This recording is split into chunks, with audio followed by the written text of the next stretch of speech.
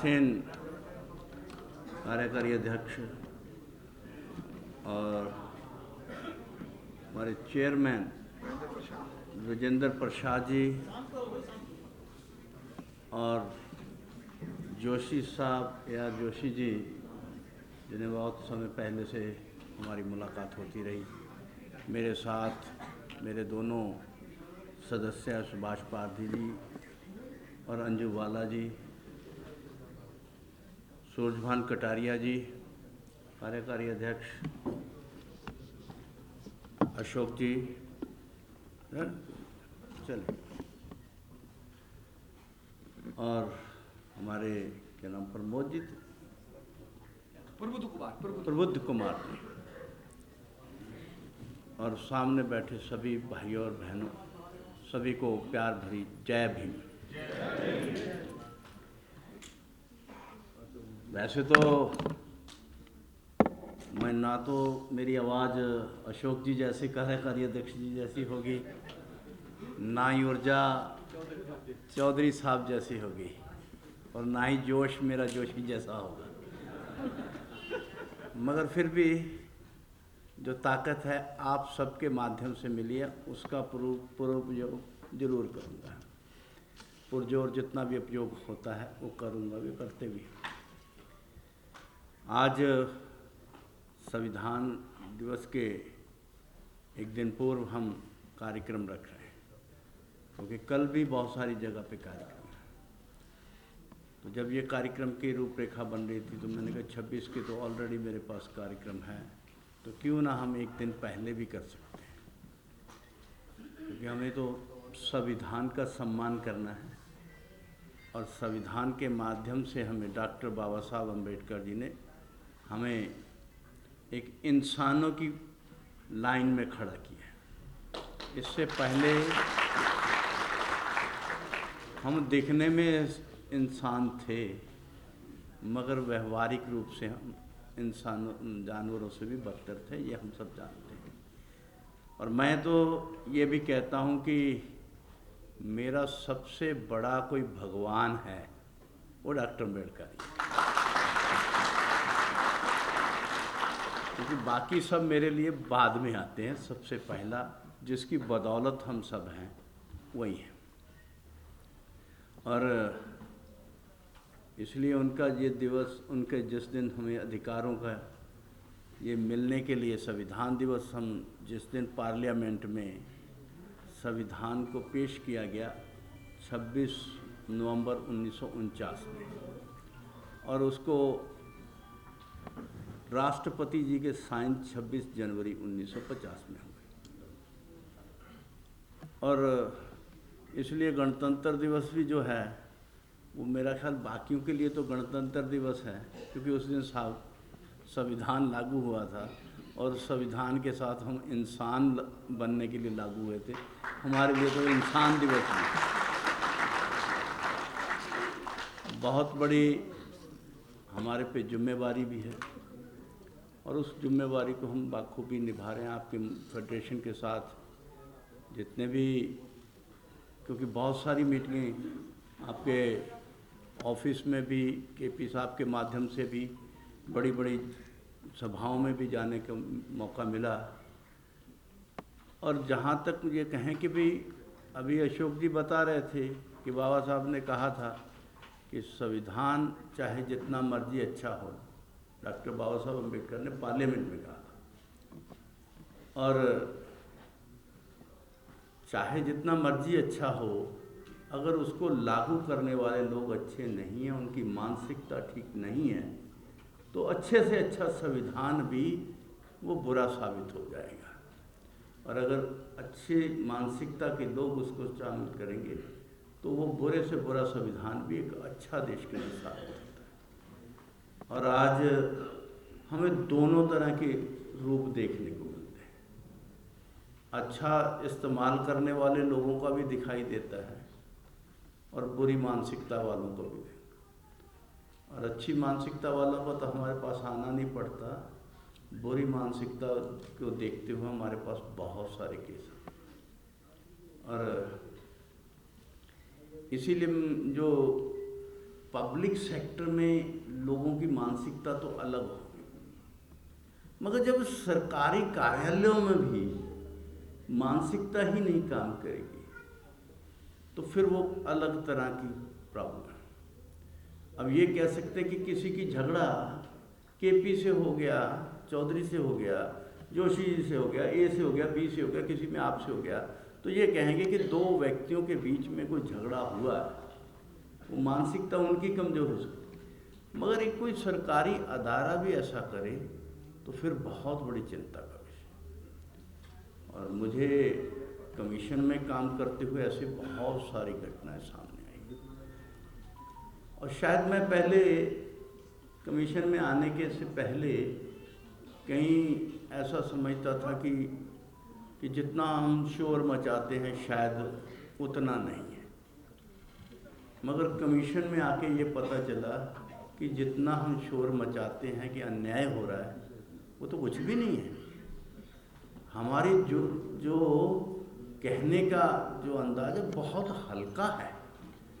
अगर जिसका प्रदर्शन के रूप में कह दें या जो कह रहे हैं कि उसका प्रोटेस्ट करने के रूप में या अपनी बात रखने में, तो फिर लगता है कि हमारा समाज बहुत कमज़ोर है।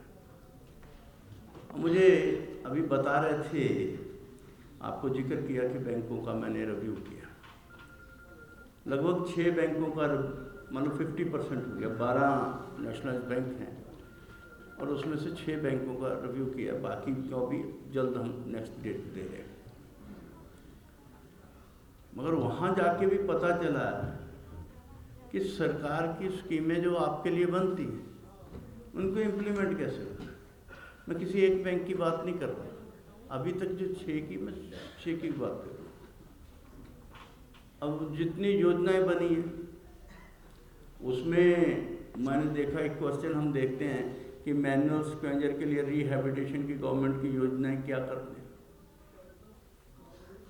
और मैनुअल स्क्वेंजर के लिए जो योजना है, जब बैंकों में जाता हूँ, बहुत सारे बैंकों में जिनका रिव्यू हुआ है, चाहे वो सेंट्रल बैंक भी, SBI भी बहुत बैठे हैं, अभी नैन साहब भी बैठे हैं, इनके भी जाके हैं, जय भगवान जी बैठे हैं, इनके भी रिव्यू हुए हैं, और भी बाकी बैंकों का भी, Indian bank, Indian overseas bank, IDB, SIDB,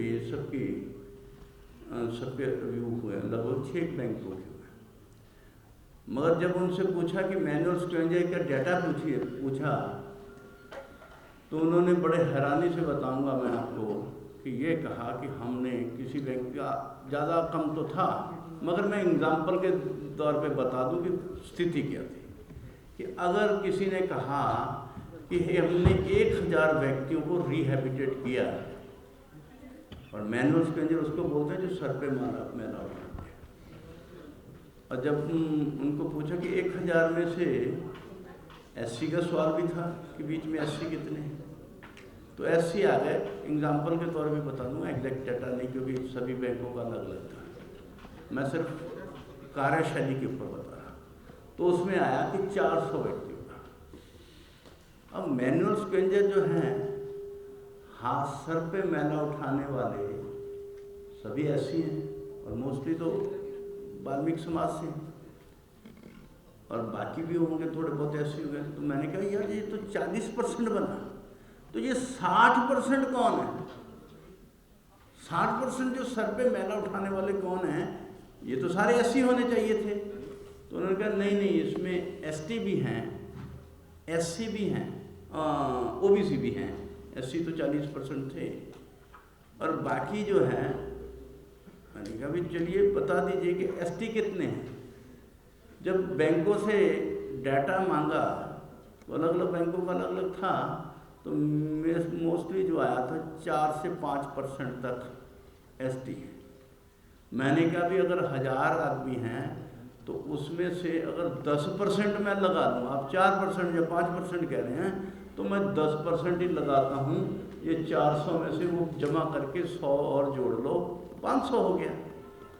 अब पूछा कि भाई OBC के कितने मैनुअल स्क्वेंजर, जो मैंने कहा मुझे नहीं लगता कि 1% भी होगा, मगर OBC के कितने हैं? तो उन्होंने कहा कि 7, 8, 6, 7, 8%।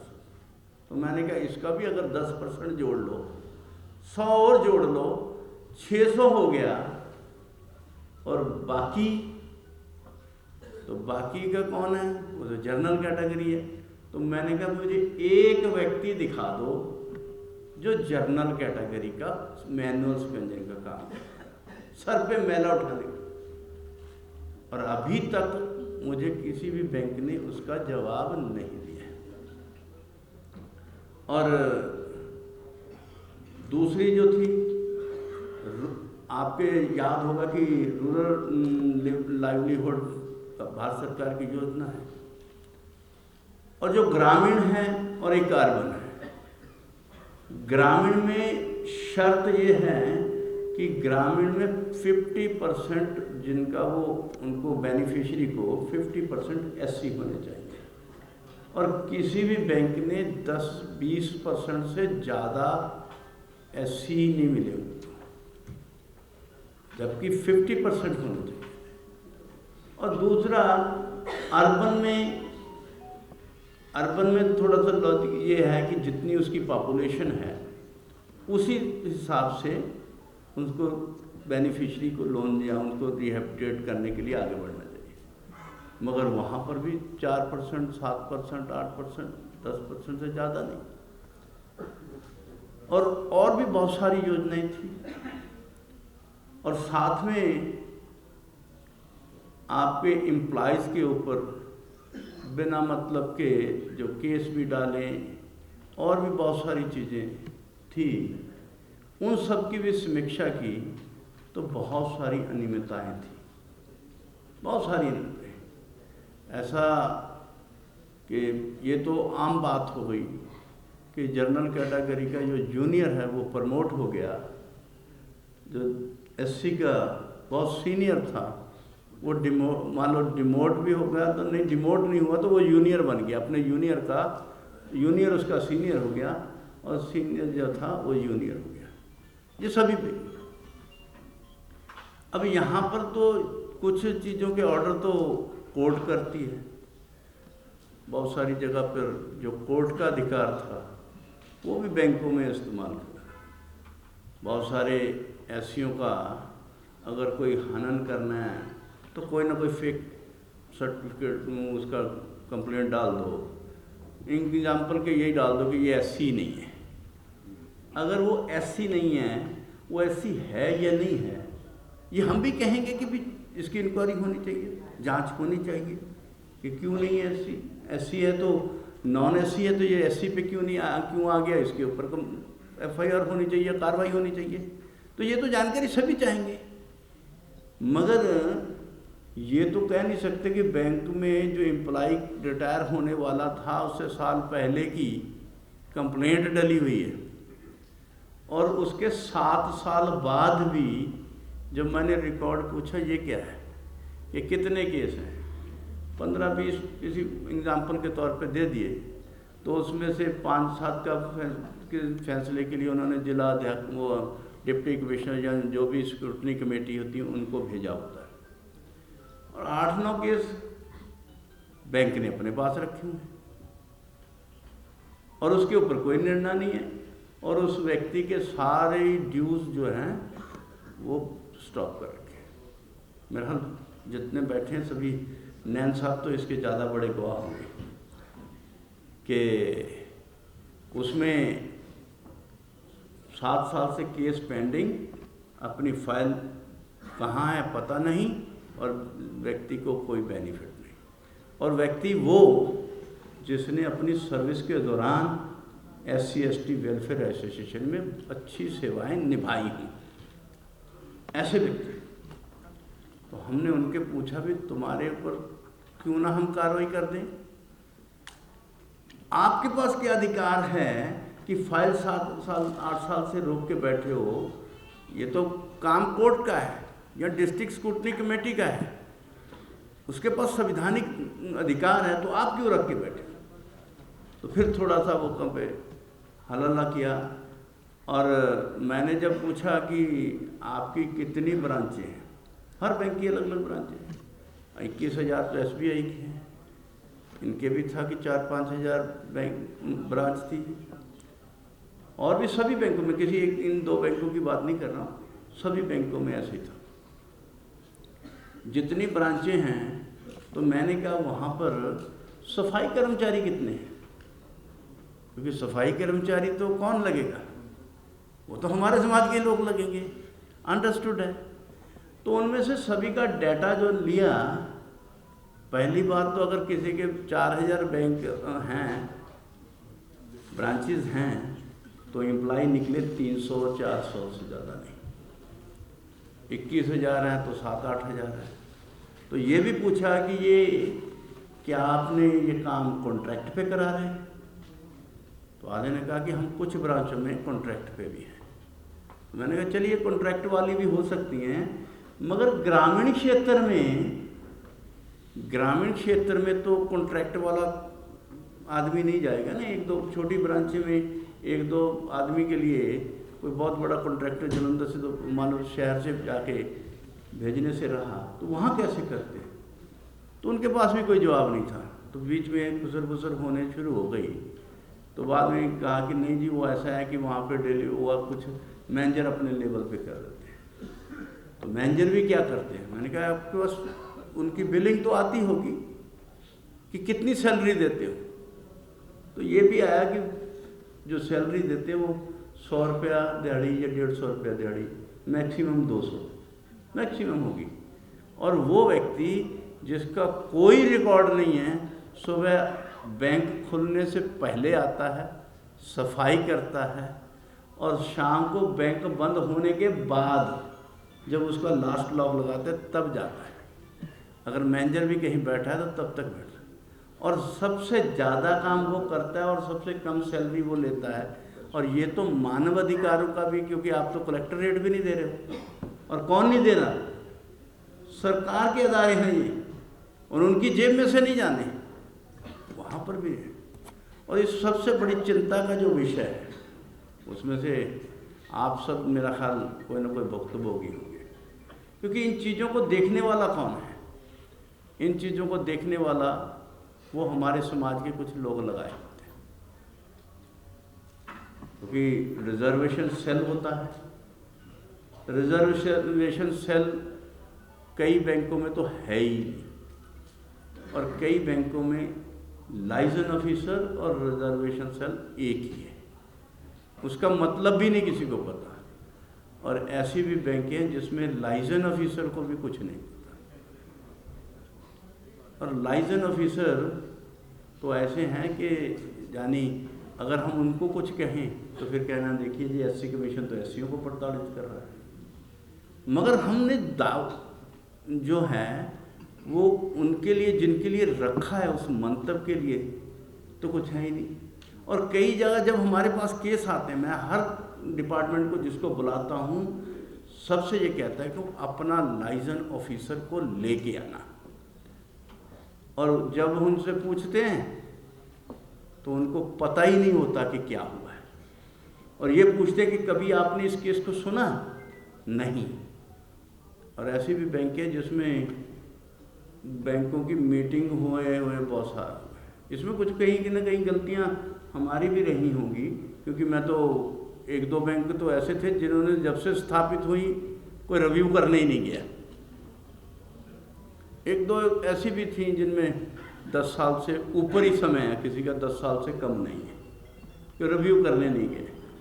वो गलतियां कहीं हमारी भी होगी, और जब देखने वाला कोई नहीं होता तो नीचे भी नहीं। मगर जो फॉर्मेलिटी के लिए लाइजन ऑफिसर लगाए जाते हैं और उनको आपकी चिंता कम, उसकी अपनी मैनेजमेंट में अच्छी पैठ बनी रहे। और कईयों को तो मैंने जरा योजना पूछी तो कैसी हैं, तो 0, उनको खुद को पता नहीं था। और एससीओ के लिए और कितनी योजनाएं हैं, तो उसके लिए बैंक के किसी भी मैनेजमेंट को भी नहीं पता था। एक योजना बहुत बड़ी इम्पोर्टेंट जो थी, जब मैं मंत्री था तो प्रधानमंत्री जी ने शुरू की थी, क्रेडिट इन्हांसमेंट गारंटी योजना। वो 15 में शुरू हुई थी। और एक योजना शुरू हुई थी जो है वेंचर कैपिटल फंड जो है फॉर एससी, कि एससीओं को, क्योंकि प्रधानमंत्री जी ने कहा था कि नौकरी मांगने वाले को नौकरी देने वाला बनाना है, और उसको लागू करने वाली हमारी सोशल जस्टिस मिनिस्ट्री थी। तो जब उनका भी रिव्यू किया गया तो बैंकों को पूछा भी हाँ भाई बताइए, आप तो नोडल ऑफिसर दे रखे थे तो इनको लागू करने के लिए, तो ये अभी तक क्यों नहीं हुआ, तो आपका नोडल अफसर कौन है? तो बैंक की मैनेजमेंट को यही नहीं पता था कि हमारा नोडल ऑफिसर कौन है। किसी भी बैंक को, एक की नहीं, जितनों का रिव्यू किया किसी को नहीं। तो फिर जब हमने ये सारी बातें के लिए मैंने कहा ये तो बहुत बड़ी चिंता है, तो मैंने फाइनेंस मिनिस्टर के साथ बात की। तो मैंने कहा ये आपके तो डिपार्टमेंट में बहुत, क्योंकि उनको बताना जरूरी होता है। तो उन्होंने कहा ऐसा कैसे हो सकता है? मैंने कहा जी मैं बड़ी जिम्मेवारी से कह रहा हूँ। तो कहते क्या चाहते हैं?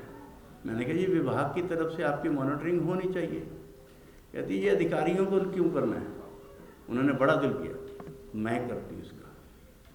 और उन्होंने हमें समय दिया, जॉइंट सेक्रेटरी को बुलाया, मेरे जॉइंट सेक्रेटरी से तालमेल कराया कि किस दिन आप रखना चाहते हैं, और हमने आपस में टाइम तय करके विज्ञान भवन में सभी बैंकों के सीएमडी को बुलाया, और सभी बैंकों के सीएमडी के बीच में हमने कहा कि इनमें से एक व्यक्ति भी, एक भी बैंक आपकी योजनाओं को, प्रधानमंत्री जी की योजनाओं को लागू नहीं कर रहा है।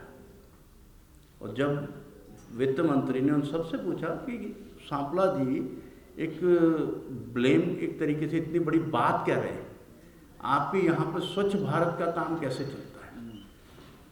तो कैसे चलते जब एम्प्लॉई नहीं है आपके वहाँ पर? जो हम कहते हैं कि सरकार जो नौकरी मांगने वाला है उसको नौकरियां देने वाला बनाना है, तो सांपला जी ब्लेम कर रहे हैं, तो इसको तो बहुत बड़ी बात कह रहे हैं। आप बताइए। तो बैंकों के पास किसी के पास जवाब नहीं था। और फिर उन्होंने कहा कि भाई अब बताइए कि अब आपकी योजनाएं क्या होंगी।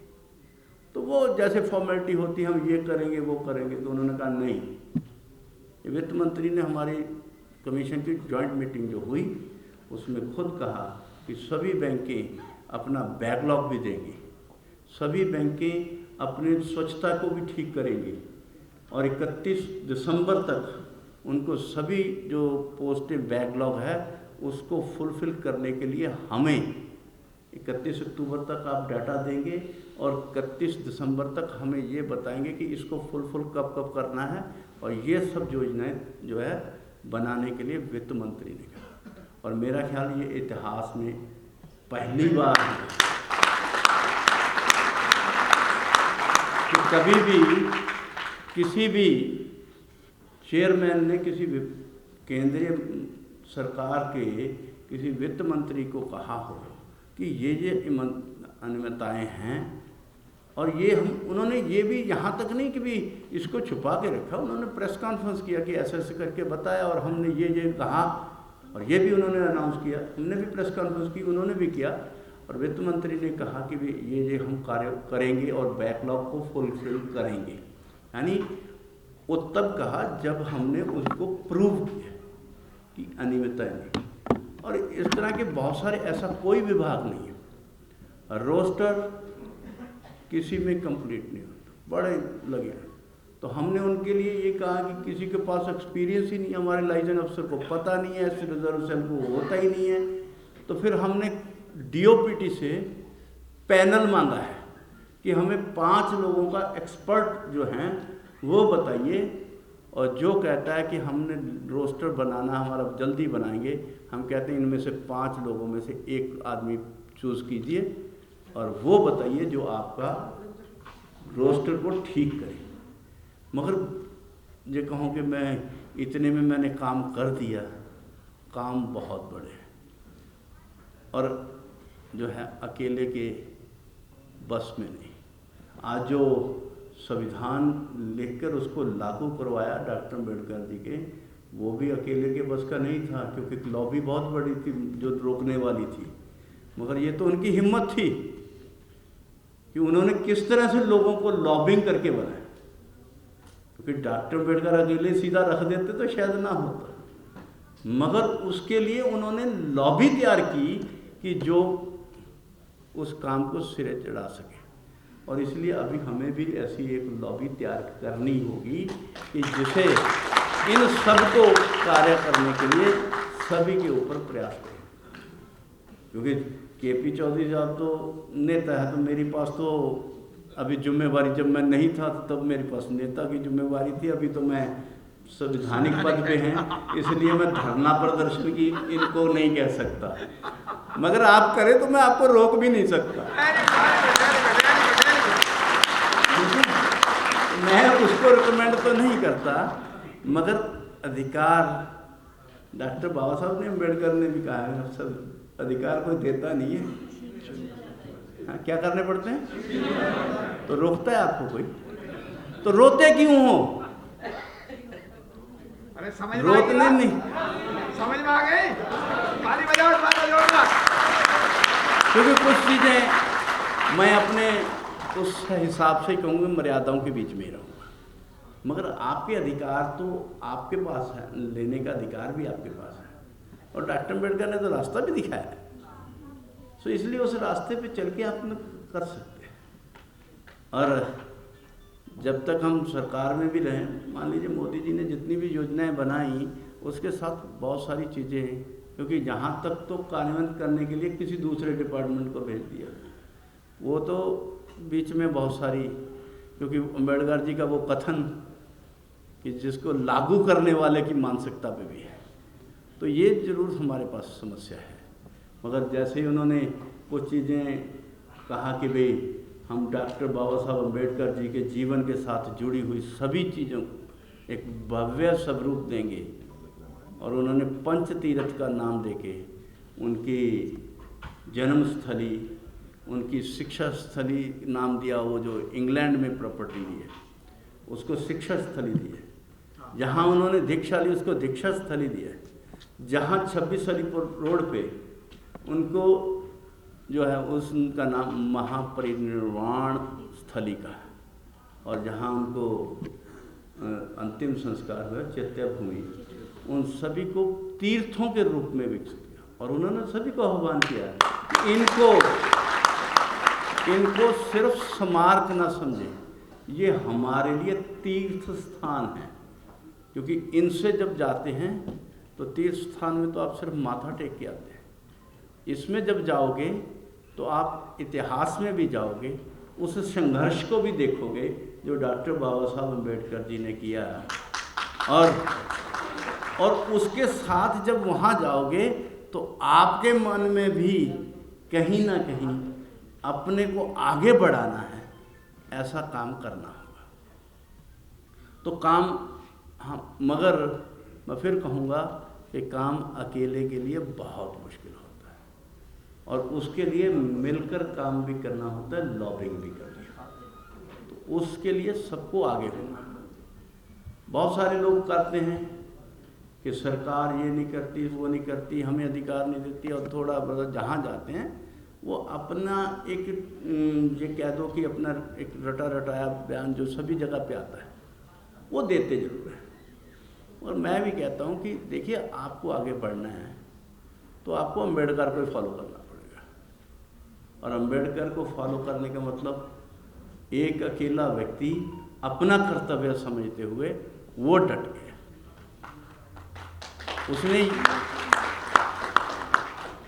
उसने कभी नहीं कहा कि मेरे साथ है।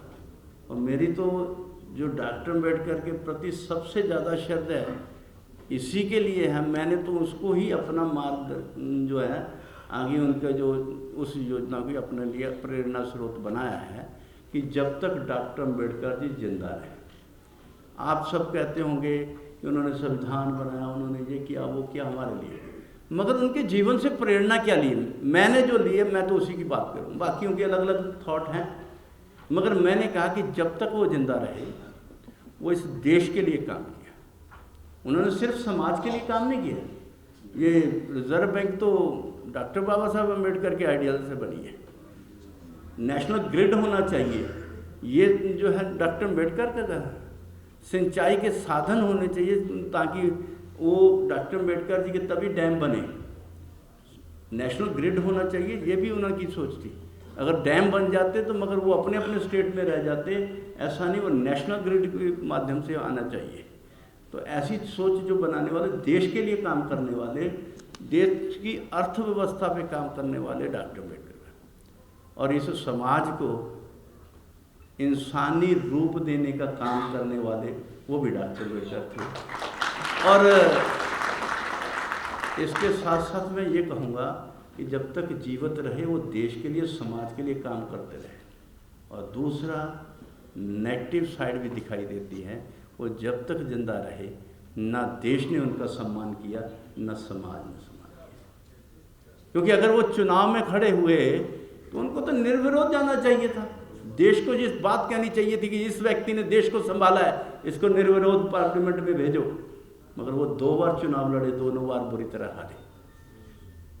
मगर फिर भी उनकी ज़रूरत महसूस हुई कि उनको बाद में फिर पार्लियामेंट में लाके उनको मंत्री बनाना पड़ा, क्योंकि ये उनकी मजबूरी थी।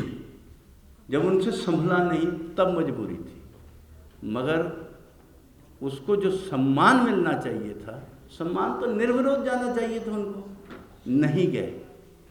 मगर देश जब तक वो जिंदा रहे, देश ने भी समाज ने भी कौन सी वोट उनको डाली, समाज उनके साथ कहाँ खड़ा था। वो जब उनको देखा आखिर में, जब 1956 में थोड़े बहुत लोग आए, जब उन्होंने बहुत भिक्षा ली, नहीं तो अन्यथा उनकी तो वोटों का मार्जिन तो बहुत लंबा चौड़ा था, बीच में अंतर काफ़ी था, तो तब देश ने भी सम्मान किया। मगर फिर भी जो प्रेरणा की बात है, फिर भी जब तक वो जिंदा रहे उसके मन में कभी ये नहीं आया कि जिनके लिए मैं काम कर रहा हूँ वो तो मेरे साथ ही नहीं है, मैं तो अपना इंग्लैंड अमेरिका सब अपॉर्चुनिटी छोड़ के इनकी सेवा के लिए आया हूँ, और जिनके लिए सेवा कर रहा हूँ उनमें से 1% लोग भी मेरे साथ नहीं हैं। कहीं मन में नहीं आया, फिर भी वो लगे रहे, अंतिम सांस तक लगे रहे, इस देश के लिए लगे रहे, इस समाज के लिए लगे रहे। और यही मेरे लिए प्रेरणा का है कि कोई साथ चले ना चले इसकी चिंता छोड़ दो, मगर अपना कर्तव्य इस देश के लिए, इस समाज के लिए अपना कर्तव्य निभाते रहो। ये क्योंकि मैं अक्सर कहीं जाता हूँ अपनी कम्युनिटी के लोगों में, तो क्योंकि भाजपा से रहा हूँ तब भी, और आज मैं राष्ट्रीय एक संवैधानिक पद पे हूँ, तब भी मैं जाता हूँ। अगर किसी गुरुद्वारा में अपनी रविदास महाराज जी के चले गए, वाल्मीकि जी के चले गए, या कहीं भी चले गए, तो जब कोई और राजनीतिक दल का जाता है उसको तो सम्मान दे देते हैं, और जब हम जाते हैं तो वो कहते नहीं नहीं ये तो फलां पार्टी से है, हमारे यहाँ पे राजनीति नहीं होती। तो राजनीति करने के लिए क्या हम बने? राजनीति करने वाले जिन्होंने डॉक्टर अम्बेडकर के जीवन स्थली को कुछ नहीं किया, जीवन के ऊपर कुछ नहीं किया, उनकी जन्मस्थली को बनाने का काम अगर किया तो अटल जी ने शुरू किया था। अगर उनकी शिक्षा जो जहाँ को पढ़े उस भूमि को लेके शिक्षा स्थली बनाने का काम इन्हीं ने किया। डॉक्टर बाबा साहब अम्बेडकर को सम्मान भारतीय रत्न तब मिला जब वीपी सिंह की सरकार थी और भाजपा उनके साथ थी। काम बताइए किसने किया? आज जो ऑफिस मेमोरेंडम जिनकी बात कर रहे थे अभी केपी जी, और हनुमत थप्पा जी की भी बात कर रहे थे कि हमने उनको ऐसा ऐसा कहा कर किया, तब जाके बात आई। मगर ये बात और किसी ने क्यों नहीं मानी? सही बात, बिल्कुल सही बात। क्यों नहीं मानी? अगर श्रद्धा थी तो श्रद्धा कहाँ है? मगर जब हम जाते हैं तो आज भी मैं संवैधानिक पद पे हूँ। आज मैं कहीं किसी राजनीतिक दल की बात भी नहीं करता, तब भी कहीं ना कहीं जोड़कर मुझे इसी तरह से किया जाता है कि जैसे मैं बहुत बड़ा दुश्मन हूँ। और फिर भी ये होने के बावजूद भी जो मैंने डॉक्टर अम्बेडकर से सीखा है कि कोई साथ दे ना दे, गालियाँ निकाले। अब जब से मैं कमीशन में बैठा हूँ तब से मैं सुबह सबसे पहले आता हूँ और सारे ऑफिस के बाद जाता हूँ। ये मेरे गवाह हैं, ये भी 8-8 बजे तो यही मेरे ऑफिस में आते ना। मगर जरा मेरा ट्विटर खोल के देखो तो गालियाँ इससे नहीं होगा, ये फलां दल से है, ये नहीं होगा, वो नहीं होगा, ये फलां फलां फलां पता नहीं क्या। मगर मेरा ध्यान भी बाबा साहब जब जाता है गुस्सा बहुत आता है। फिर सोचता हूँ कि बाबा साहब ने मन में नहीं लिया, तू तो उनके पास पर भी नहीं है। बहुत बढ़िया, वेरी गुड वेरी गुड। अगर बाबा साहब के लिए इन्होंने ऐसा कर दिया, तू तो कुछ भी नहीं है, और उन्होंने मन में नहीं लिया तो तू क्यों ले रहा है? और इसीलिए फिर लगा रहता हूँ। और ये मेरी, क्योंकि मेरे लिए प्रेरणा के स्रोत है, मेरे लिए भगवान है, और इसलिए जो भगवान है उसी से आशीर्वाद लेना है, और उन्हीं की बातों से मुझे बल मिलता है। और इसीलिए जब मैं मंत्री था ना, तो ये कह रहे थे कि इनके घर में स्टैचू लगा हुआ था, तो यही था कि जिसने मेरे घर आना है उसको पहले पता होना चाहिए कि आप मिलने किसको जा रहे हो। सबसे पहले उसको पता होना चाहिए कि बहुत सारे तो हमारे जब ऑफिसर बनते तो बताते नहीं है ना मैं कौन हूँ। तो मैंने कहा मैं मंत्री बना हूँ तो सबसे पहले लोगों को ही बताऊंगा कि मैं कौन हूँ। और अभी भी मैंने जो घर अभी अभी मिला है, स्टैचू का ऑर्डर कर दिया, स्टैचू बन गया, स्टैचू बन गया है। अभी उसका फाउंडेशन की तैयारी हो रही है, और जल्द ही मुझे लगता है कि मैं 6 दिसंबर से पहले उसका रख दूंगा। और 6 दिसंबर को भाइयों को आपको भी बुला के चाय से करके मंत्री करूँगा। तो मैं आप सबसे फिर ये कहूँगा कि मेरे पास आप सबको आते हैं कि बहुत बड़ी ताकत हो, ऐसा करो वैसा करो। मुझे भी मालूम है कहीं ना कहीं तो हमारे पास भी कुछ ना कुछ समस्या है। ऐसा कोई व्यक्ति नहीं है, इस देश के प्रधानमंत्री को पूछो तो उसके पास भी समस्याएं हैं, राष्ट्रपति को पूछो उसके पास भी समस्याएं हैं, आपको पूछ लीजिए आपके पास भी समस्याएं हैं। हर क्षेत्र पर हर जगह पे समस्याएं, तो बहुत सारी समस्याएं तो मेरे पास भी होंगी। मगर मैं अगर आपको बताने लग जाऊं तो फिर कहोगे कि इसके पास क्या लेने जाना है, हाँ? मगर मैं उन चीज़ों को फिर छोड़ता हूँ। और जिस तरह से सख्ती से बहुत सारे लोगों का बीच में पता नहीं किस किस का केस आया होगा, जिसका आया होगा उसको हमारा पता चल गया होगा कि हमारा काम करने का स्टाइल क्या है। और मैंने तो ये भी है कि हमारे पास बहुत सारे केस ऐसे भी आए हैं जिनमें हमें पता ही नहीं है कि इसमें केस में करें क्या। अभी अभी मैंने तो पिछली मीटिंग में जब आपसे हुई थी तो कुछ किस्से बताए थे। अभी अभी थोड़ी देर बाद पहले हुआ कि वो BSNL के खड्डे में कोई मर गया, और मैंने उसके ऊपर हमने केस डाल दिया, और केस डालते ही और BSNL का है हमारा नहीं काम, मगर उनको फिर भी ये मना दिया कि रिस्पॉन्सिबिलिटी आपकी थी और आपको इसकी सेवा करनी पड़ेगी, इसको काम करने पड़े, इनके अधिकारियों परिवार को आपको संभालना होगा, और वो सारा काम कर दिया है।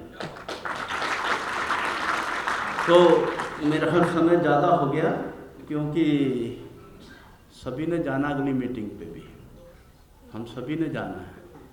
तो हमारी मैडम मंजू वाला जी, जैसे आप छोटी सी कह रहे थे ना, कोई राजस्थान के और पंजाब के बॉर्डर पे रहने वाले लोग होंगे तो वहाँ पर एक खेती का कोई देखते होंगे कि एक छोटी सी मिर्च मिलती है, छोटी सी होती है, हाँ? हमारे पंजाबी में उसको मधोड़ी मिर्च कहते हैं। मधौड़ी पता किसको कहते हैं? वो पीला पीला होता है ना, जहाँ जाकर डंक मारते और पूरा मुंह सूज जाता है। यानी वो दिखने में छोटी है, आदमी को भी पकड़ दिखा देती है, और ये छोटी नहीं है, ये वो उसका असर जो खाएगा। एक वो पंजाबी में कहावत भी है कि किसी ने कहा माई माई तेरे हाथ बड़े नरम है, तो कहती बेटा जब पढ़ेंगे तब पता चलेगा। तो हमारी ये छोटी बहन जो है ना, ये छोटी नहीं है, हाँ। और ना ही पारदी साहब हमारे मेंबर कोई कम नहीं है, सिर्फ इनको जरा छेड़ के देखो पता तब चलता है। तो इसलिए जो आदमी ने पंगा लिया ना, किसी ने भी, वो माफ़ी मांग कर ही छूटा और तब तक छूटा भी नहीं है, क्योंकि बहुत सारे केस ऐसे भी आते हैं। जब ये आती है तो मैंने कहा कोई बात नहीं, चिंता ना करो, ये कर दो, बस ठोक दो। तो हमारे पास चाहे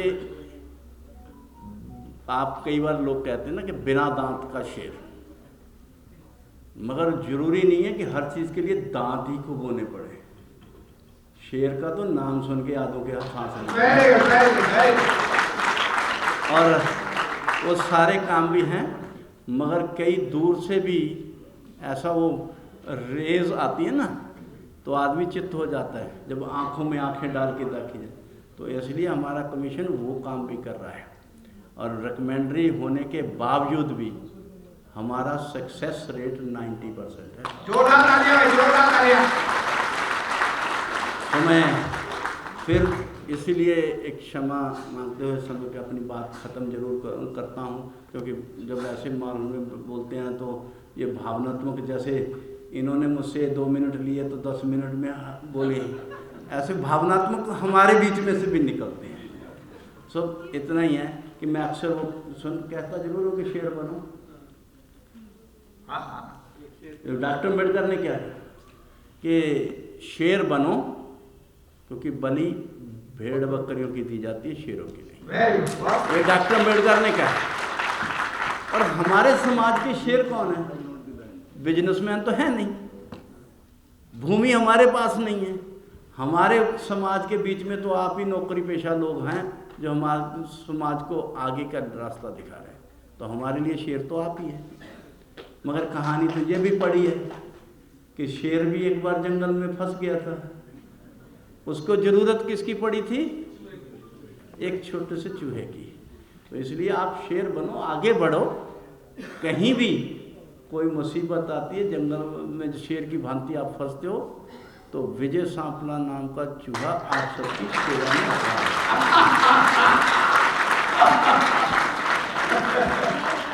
और मैं अंत में, क्योंकि मैं वैसे शेर वगैरह बोलता नहीं हूँ, तो अभी मैंने प्रेरणा मैंने अपनी छोटी बहन से भी ली। मैंने कहा कुछ ना कुछ तो मैं भी कि मैं पूरे समाज के लिए कह रहा हूँ, मैं अपने लिए जो उसके लिए नहीं कह रहा हूँ, कि हम तो कांच का टुकड़ा थे। हम तो कांच का टुकड़ा थे और डॉक्टर अम्बेडकर ने हमें ऐसा तराशा कि हीरा बना दिया। बहुत बहुत